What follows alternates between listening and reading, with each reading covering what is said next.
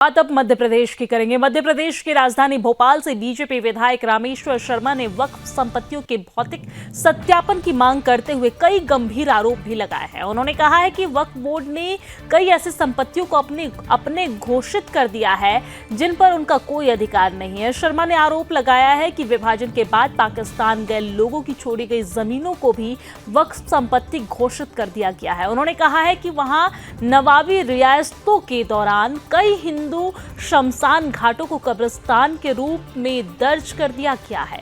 उस समय उर्दू में रिकॉर्ड तैयार होते थे और अधिकारियों ने गलत तरीके से कई जमीनों को वक्फ संपत्ति के रूप में दर्ज किया।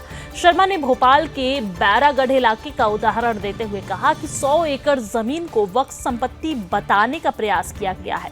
उन्होंने इसे गंभीरता अनियमितता करार देते हुए कहा है कि अब इन संपत्तियों का भौतिक सत्यापन अनिवार्य हो गया है। रामेश्वर शर्मा ने मांग की है कि जो अधिकारी और कर्मचारी फर्जी तरीके से जमीनों को वक्फ संपत्ति घोषित करने में शामिल थे उनके खिलाफ प्राथमिकी दर्ज की जानी चाहिए। उन्होंने कहा कि यह सत्यापन न केवल आवश्यक है बल्कि इससे सच्चाई सामने आएगी और सरकारी जमीनों का संरक्षण सुनिश्चित होगा। शर्मा ने इस बयान के बाद राजनीतिक गलियारों में चर्चा तेज हो गई है। उनके बयान को लेकर विपक्षी दलों और वक्फ बोर्ड की प्रतिक्रिया का इंतजार किया जा रहा है। उन्होंने क्या कुछ कहा है, सुनिए।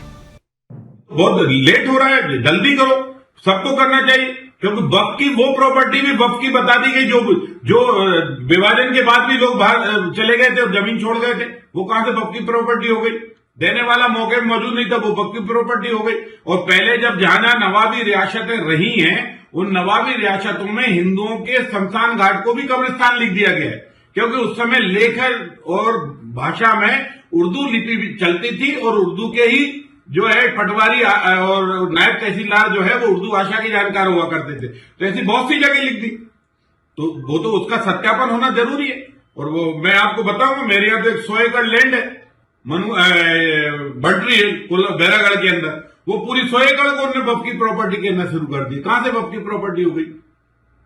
तो इसलिए वक्फ की प्रॉपर्टी के बारे में सत्यापन होना जरूरी है। और जिन जिन अधिकारियों और कर्मचारियों ने और जिन जिन इनके मुलाजिम या क्या बोलते हैं जिनने आवेदन देने की इस तरह की किए उन सबके खिलाफ भी FIR दर्ज करो, क्योंकि उन्होंने गलत किया, उन्होंने शासकीय भूमि में शासकीय दस्तावेजों में हेराफेरी की।